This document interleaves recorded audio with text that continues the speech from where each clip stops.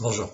Nous avons évoqué dans notre précédent cours l'explication au sujet des télim, le premier télim en particulier, qui était Ashrei Aish, Asher lo halach ba'atzat reshaim, etc. Donc heureux l'homme qui n'évale pas dans le chemin des fauteurs. Et on avait expliqué que ce qui est évoqué là-bas, ce qui est énoncé là-bas par David, en fait, ce sont une représentation des trois premiers Beth Amikdash, ce sont les trois premiers tzadikim, les Havot, Avraham, Yitzhak et Yaakov, dans la mesure où David, avec eux, compose ce qu'on appelle la Merkava, le char céleste. Or, ce char représente tout un symbole, puisque ces quatre tzadikim-là sont en fait la symbolique de ce qu'on appelle les trois axes, les trois kavim, qui sont pour Avraham le chesed, la bonté, donc le côté droit, pour Yitzhak le côté gauche, donc la gvura, la sévérité, c'est comme ça qu'on traduit, et le troisième degré est le niveau de Yaakov, donc la tiferet, l'harmonie.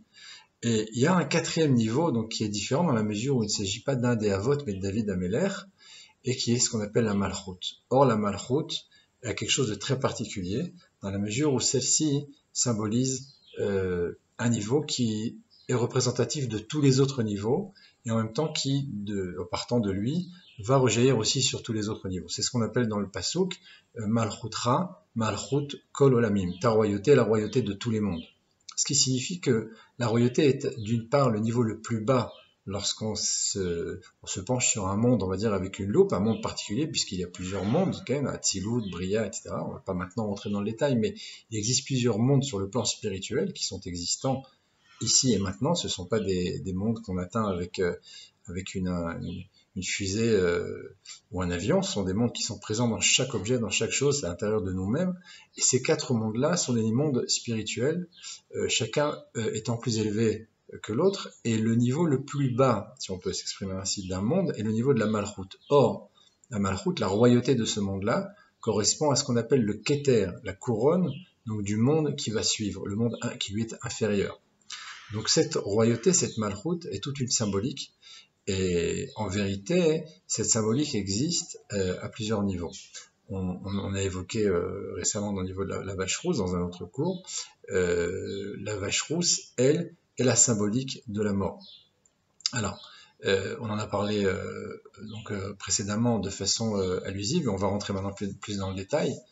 La vache rousse, c'est un chok, c'est une loi qui n'a pas de logique humaine, et elle est présentée par Dieu comme étant une loi que l'on doit accepter sans pouvoir la comprendre dans la mesure où c'est une logique divine. Toutes les mitzvot sont divines, elles n'ont pas de véritable logique pour nous. Mais il y a des lois comme par exemple respecter les parents ou ne pas tuer, qui sont compréhensibles dans la mesure où ce sont des lois auxquelles on peut aboutir, auxquelles on peut, après réflexion ou de façon naturelle, arriver au même résultat en disant bah, il est pas bon de voler, il est pas bien de tuer, et il est préférable de respecter les parents, etc.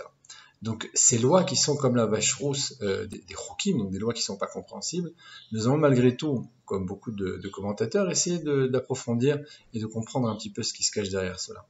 Alors la vache rousse, elle purifie d'une impureté qu'on appelle l'impureté de la mort, kentumat met. Or, la mort est une symbolique qui se retrouve évidemment dans la royauté. Et tout simplement pourquoi? Parce que celui qui est le roi d'Israël, et qui s'appelle David, est un mort-né. C'est-à-dire que, nous dit le Zohar, c'est un homme qui devait vivre au maximum 3 heures. Et au moment où Adam Arishon a vu toutes les générations qui se sont profilées devant lui, et qui a vu donc toutes les générations jusqu'à la fin des temps, a vu, nous dit le Zohar, une neshama, une âme très grande qui est l'âme de David Amelech, et décide de lui octroyer 70 ans de vie. C'est pour ça que dans le Chumash, dans la Torah, il est écrit que Adam vit 930 ans. C'est pourquoi il est marqué Asher Chai. Donc il vit véritablement. Il avait pour lui 1000 ans, donnant 70 ans de vie à David Amelech. Donc le Pasuk nous dit dans le Chumash, il est écrit que Adam Arishon, vit 930 ans, donnant à David Amelech 70 ans de vie. Ce qui signifie que David Amelech en lui-même, ce qu'on appelle David Melech Israël Chai Vekayam, le roi d'Israël qui est vivant et existant, sur le chant bien connu, les versets sont nombreux à ce sujet en disant Yichri Amelech, etc.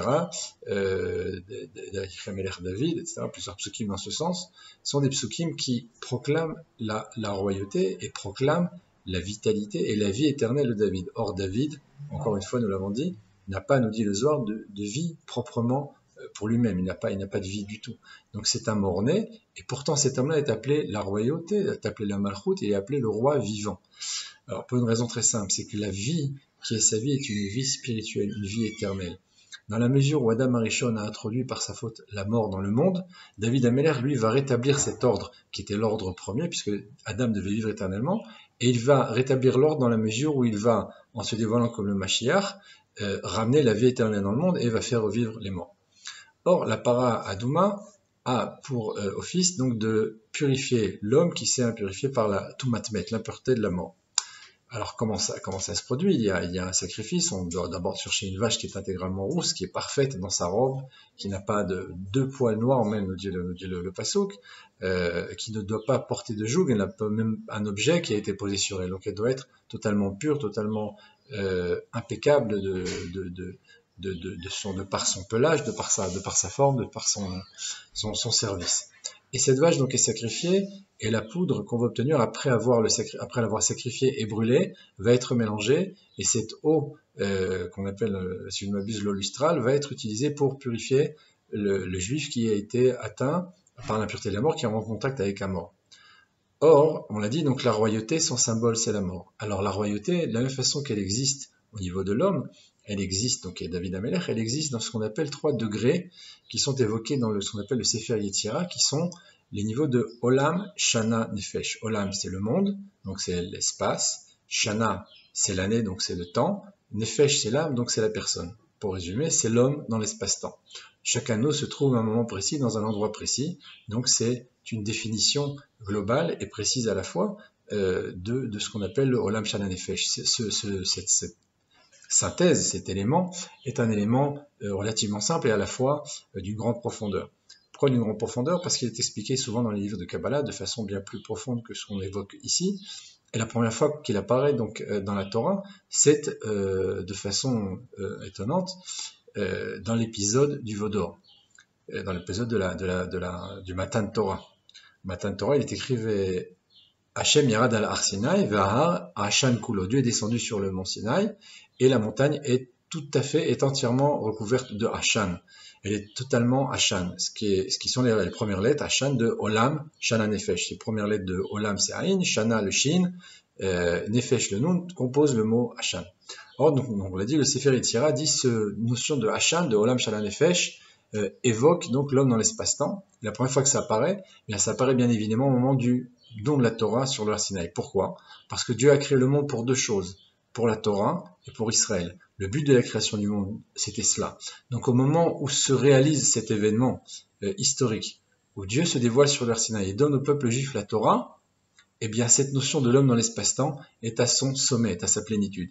Malheureusement, intervient là-bas le Erev Rav, intervient là-bas le Satan, se mêle de cet événement si impressionnant, si important qui est le but de la création du monde, la création du monde, et va donc au moyen de forces occultes, de forces contraires, réaliser ce qu'on appelle la sorcellerie, et donc va faire en sorte que va sortir donc un veau d'or qui va bouger, qui va brouter, qui va faire des bruits comme un véritable veau. Et là, les gens vont s'y tromper. Et il y aura là-bas ce qu'on appelle Gilou Yarayot, Shurudamim Avodazara. Il y aura là-bas le crime, il y aura là-bas l'idolâtrie, il y aura là-bas l'inceste, il y aura là-bas des actes donc assez graves. Et en vertu de cela, le don de la Torah va être repoussé à une 2e fois, puisque Moshe va briser les louchot, va briser les tables de la loi du fait de cet événement assez fort dans sa touma, dans son impureté, dans sa négation de l'unité même de Dieu et de ce que représente cet événement du don de la Torah.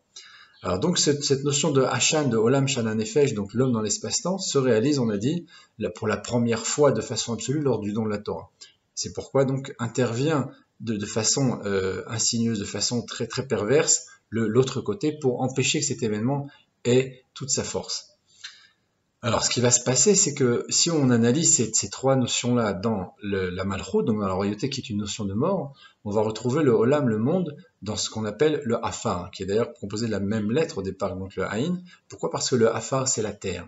Or, la vache est appelée Éfer, donc la notion de Afar va Éfer, ici la poussière et la terre sont liées, et le Afar est un élément totalement mort. La terre, est une chose morte. De même que le sable, les pierres, tout ce qui est, on appelle domem, donc le minéral n'a pas de vie propre, il n'a pas de développement propre.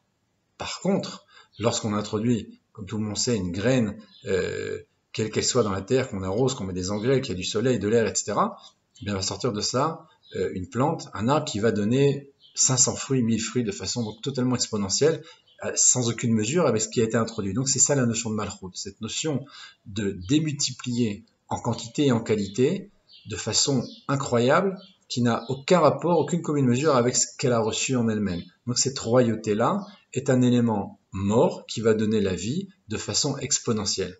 Ça c'est le Afar, la terre. Donc c'est le premier élément dans le Olam, dans la notion du monde. Pour ce qui correspond à Shana, donc le temps, eh bien, pour le peuple juif, Shana, c'est le Shabbat, qui aussi commence avec la lettre Shin. Pourquoi? Pour deux raisons. La première, parce que le Shabbat est appelé aussi, entre guillemets, une période de mort du monde matériel.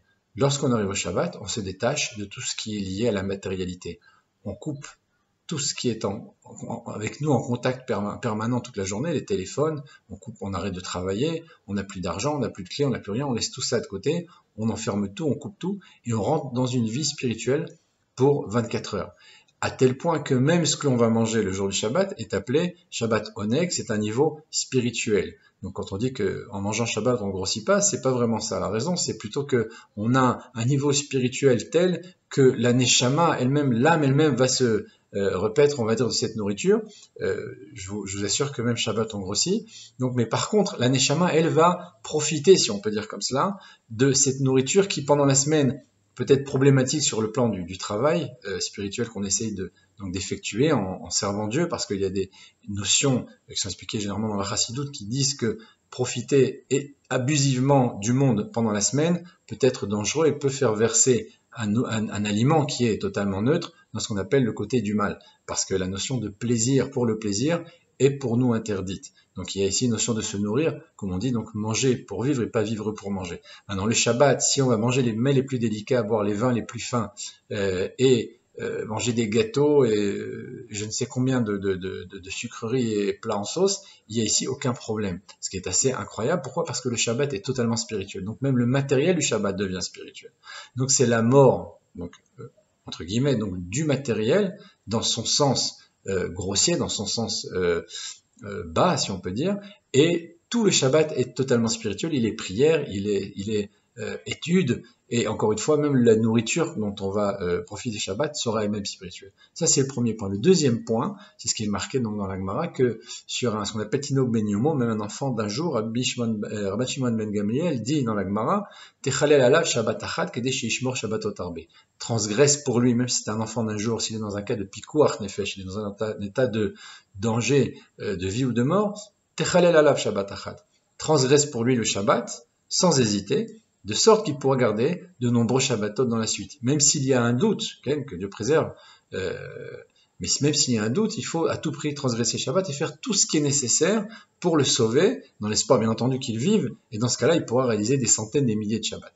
Alors cette notion de lechalel Shabbat, de transgresser Shabbat, en hébreu, le mot lechalel correspond au mot chol, donc le rendre, le Shabbat, chol, c'est-à-dire le rendre totalement comme un jour de semaine. Or, le mot chol en hébreu, qui est donc profane, donc un jour profane, un jour de semaine, c'est la même étymologie que le mot cholé, malade.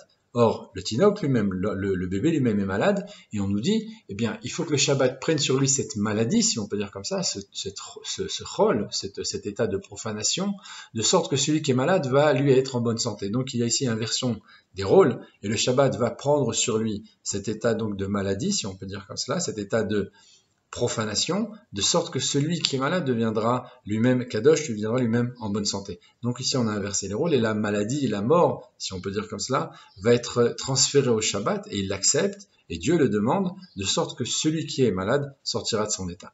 Donc on voit ici encore une fois que la notion de mort matérielle dévoile un niveau de vie spirituelle incroyable, dévoile quelque chose qui est totalement incommensurable par rapport à ce qu'on a pu lui donner. C'est pour ça d'ailleurs que quand on compte les jours dans la semaine, on dit à Yom Rishon et Shabbat, Yom Sheni et Shabbat, etc. Chaque jour on dit on est le premier jour du Shabbat, deuxième jour du Shabbat, etc. Donc le décompte qui fait dans la semaine est appelé par rapport au Shabbat. Et de la même façon que la lumière du Shabbat va être, donc comme on l'a dit ici, va passer du premier, deuxième, troisième jour, etc. par rapport au Shabbat qui est passé, chacun de ces jours va nous rapprocher lui-même du Shabbat. Donc en fait, le Shabbat est le point culminant, c'est cette royauté qui reçoit et qui redonne constamment, de sorte que l'Avdallah, par exemple, va être dit jusqu'au troisième jour après le Shabbat, puisque la lumière du Shabbat va irradier jusqu'au troisième jour, jusqu'au mardi, et à partir du mercredi, on va commencer à pouvoir dire Shabbat Shalom, parce qu'on rentre dans les 3 jours qui sont avant le Shabbat. Donc on voit ici, de façon claire, que les 3 jours qui suivent et les 3 jours qui précèdent, c'est vrai pour tous les jours de la semaine, mais de façon plus forte, on voit que les 3 jours qui suivent sont les 3 jours qui suivent le Shabbat, et les 3 jours qui précèdent sont les 3 jours qui précèdent le Shabbat. Donc le Shabbat est le point culminant et le point central, parce que c'est le centre même de la vie juive, et c'est pour ça que la notion de Shana, donc d'année, de temps, est la notion donc du Shabbat. Donc cette mort là encore du matériel qui donne une vie spirituelle incroyable. Troisième point, c'est ce qu'on appelle le Nefesh, on a dit donc l'âme dans le peuple juif, de cette mort qui va donner la vie, eh bien c'est la femme juive. La femme juive, donc chez l'Oneda, que l'on ne connaisse pas de cas pareil, lorsqu'elle va accoucher, rentre dans ce qu'on appelle une sakana, rentre dans un danger, il y a pikuach nefesh. Même si ce n'est pas, chas v'shalom, une maladie, ça peut être malheureusement, et ça se produit, que Dieu préserve, une situation beaucoup plus grave. Et dans la mesure où la femme, Baruch Hashem, va passer un accouchement tout à fait normal, il se peut néanmoins qu'elle rentre dans un état de sakana, dans un état de danger. Et d'ailleurs, la Torah nous dit, sur le plan halachique comme sur le plan de la halacha ou sur le plan du sod, il est expliqué donc en long et en large que les 24 mois qui vont suivre l'accouchement sont une période encore difficile, au point que de nombreuses fois le tzom, donc le jeûne qui va se présenter en dehors bien sûr de Yom Kippour ou de Tisha B'Av, et encore il faut vérifier, il faut poser la question à un rav, la question ne se pose même pas si la femme est en train d'allaiter, si elle est encore fatiguée, etc. Elle ne va pas pratiquer ces jeûnes, et encore beaucoup d'autres halachot qui vont être inhérentes à son état, parce qu'il y a ici un danger, elle va rentrer dans un état de fragilité assez fort. Donc cette notion de vie absolue qui va être donnée par, entre guillemets, la mort, que Dieu préserve, mais cette notion de danger de mort qui est inhérent à l'accouchement, eh bien, va être liée à la vie, donc qui va venir par cet accouchement. Donc le Olam Shana Nefesh, le monde, le temps, et l'âme, ce sont ces 3 notions, et de façon intéressante, elles se retrouvent dans la paradouma, dans la vache rousse. Pourquoi? Parce que, nous dit la Torah, la même façon qu'on a dit donc tout à l'heure dans l'événement, donc qui était le don de la Torah, il y a eu le Erev Rav qui s'est mêlé et a été fabriqué le veau d'or, et bien Rashi nous dit là-bas que celle qui va réparer la faute du veau, puisque le veau est le petit, ça va être justement la vache rouge, puisque le veau était en or, mais en airain, donc c'était un veau d'or rouge, donc la couleur elle-même était présente. Il y avait ici une gvura, une sévérité, puisque le rouge symbolise la sévérité, symbolise la faute, comme le dit Rashi, le mal. Donc la vache rousse va venir réparer la faute, donc si on peut dire, de son fils, du petit. Ça, c'est la notion de mère qui donne naissance. La notion de vie éternelle, c'est le fait qu'elle va, une fois qu'elle est brûlée, une fois qu'elle est tuée et brûlée et transformée en cendre, va donner la pureté à celui qui est devenu impur, au contact, bien entendu, donc de la mort. Donc cette notion-là de mort même. Et le troisième niveau, c'est le Shabbat. Alors le Shabbat, il y a ici plusieurs explications. Une d'entre elles est le fait que les vaches ou les taureaux sont symbolisés souvent au nombre de 7. On voit Noach qui sort de l'arche avec 7 vaches qu'il doit devoir sacrifier. On voit Paro qui va réveiller 2 fois 7 vaches. On voit les 70 pareil, les 70 vaches qui sont sacrifiées donc au moment de Sukkot. Donc le chiffre 7 est lié de façon donc est inhérent à la vache et inversement. Donc on voit ici donc cette notion-là donc de Shabbat qui est le chiffre 7 est liée à la vache rousse, à la vache en général.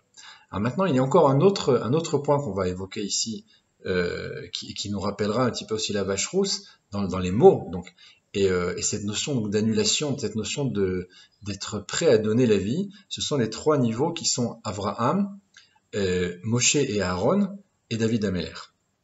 Alors pourquoi? Parce que Avraham dit la chose suivante, il dit au moment donc où il témoigne, une fois qu'il est sorti dans ce qu'on appelle le Kivshana Esh, donc de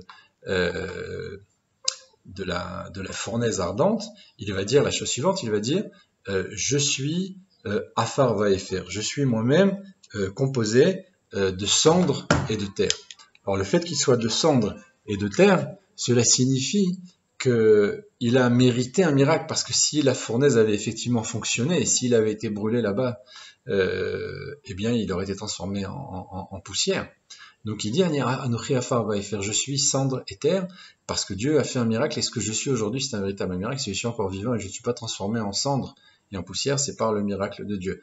Donc ça, c'est le premier niveau de bitou, d'annulation donc de Avram Avinu. Le deuxième niveau est celui de Moshe et Aaron, qui disent, face à Dieu, Vanachnu ma, et nous, que sommes-nous? Il n'y a même pas de définition, ils n'arrivent même pas à appliquer à leur personne un niveau comme aurait pu, donc comme l'a dit lui-même, Avram, en disant qu'il est Afar Vaïfer, la poussière, ce qui est déjà un niveau très fort d'annulation devant Dieu, de bitoul.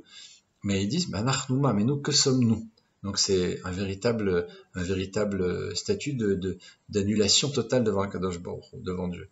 Et le troisième niveau est celui de David Ameler qui dit, Va'anochi tola'at velo ish, c'est marqué donc dans le Sefer Télim, dans les psaumes, et moi je suis comme un ver de terre et pas un homme. Alors, ces trois niveaux se retrouvent dans la Paradouma, dans les mots, dans les psukim, dans les versets qui évoquent le travail qui est fait, donc la pratique donc qui est réalisée pour pouvoir faire cette poudre qu'on va mélanger pour la vache rousse, dans les mots suivants. La vache est appelée Para Adouma Temima. Or, il y a une redondance ici dans le ma, donc le fameux ma, deux fois, une première fois dans le mot Adouma, et la deuxième fois dans le mot Temima. Ces deux ma correspondent aux deux tzadikim qui sont Moshe et Aaron et qui disent Vanachnu, puisque nous sommes, que sommes-nous, en parlant de ce Vanachnouma, et nous, que sommes-nous? Donc ça c'est le premier niveau.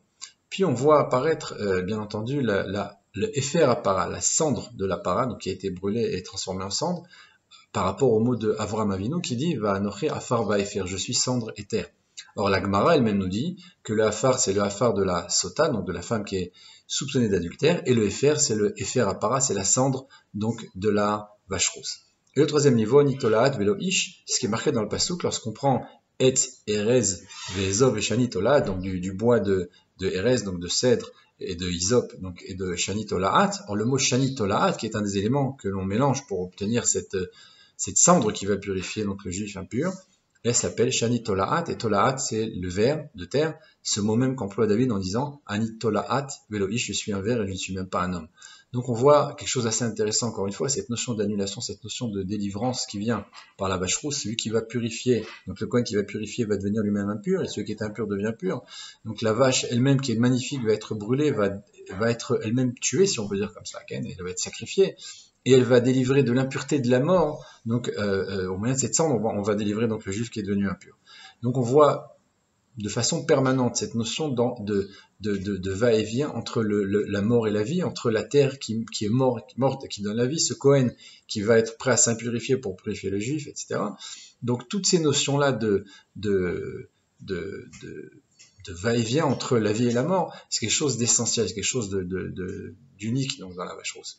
Et alors, au-delà de tout cela, hein, on voit même que dans la parashat Nasso, il y a un pirouche magnifique de Rashi sur la tribu de Issachar, où là-bas Rashi rentre dans le détail donc du sacrifice qui est de celui de la tribu d'Issachar, et il dit là-bas, montre des allusions qui sont par rapport à Adam Arishon, donc dans les années de vie, en disant Kaharat Kesef, Kaharat, l'assiette d'argent, donc cette assiette à valeur numérique de 930, comme les vies de Adam, puis évoque ensuite un autre mot qui a une valeur numérique de 530, si je ne m'abuse, en parlant que c'est l'âge de Noach lorsqu'il a enfanté, donc on voit ici Adam, Noach, puis ensuite vient Avram. Avram est évoqué en disant par Echad, une vache. Et là, il dit c'est une allusion à Avram Avinu. Donc c'est intéressant, on retrouve ici la para chez Avram. Puis ils viennent dans les versets qui suivent, ce qu'on appelle Bakar Shenaim, deux têtes de bétail. Donc là encore des bœufs ou des vaches. Et qui sont-ils en allusion d'après Rashi, ce fameux Rashi encore dans Parashat Nasso sur la tribu d'Issachar? Eh bien, Bakar Shenaim, Rashi nous dit Keneged, Moshe et Aaron, les deux mêmes qui ont dit Va'anachnouma. Alors la façon qu'Avram a dit Ani Afar Vaïfer, il est comparé là-bas à une vache. Donc dans la suite, en disant Moshe et Aaron, en disant Va'anachnouma et nous que sommes-nous, on voit qu'ils sont comparés à Bakar Shenaim, à deux têtes de bétail, donc de gros bétail. Donc la même image, le bœuf ici et la vache. Et le troisième qui est Tolaat, donc là, le ver de terre, dans les Kitvé du Hari, dans les écrits du Harizal, il est expliqué que le mot Tola, qui est la racine en fait donc de Tolaat, Tola, le ver, a valeur numérique de 506, qui est la valeur numérique du taureau. Donc là encore, on retrouve cette notion donc de tête de bétail, que ce soit le taureau, la vache, le bœuf, tout cela se retrouve de façon assez incroyable donc au niveau de ces 3 tzadikim ou 4 tzadikim qui se comparent eux-mêmes à des niveaux d'annulation incroyables. Et donc ça se retrouve encore une fois sur la vache rousse elle-même qui est prête entre guillemets à donner sa vie et à donner de sa pureté pour pouvoir libérer le juif de l'impureté de la mort. Et encore une fois le Kohen qui va libérer donc de cette impureté, le juif va lui-même devenir impur pour quelques heures, donc jusqu'au soir où là il se trempera en mikvé et il redeviendra pur à la sortie donc de ce cérémonial.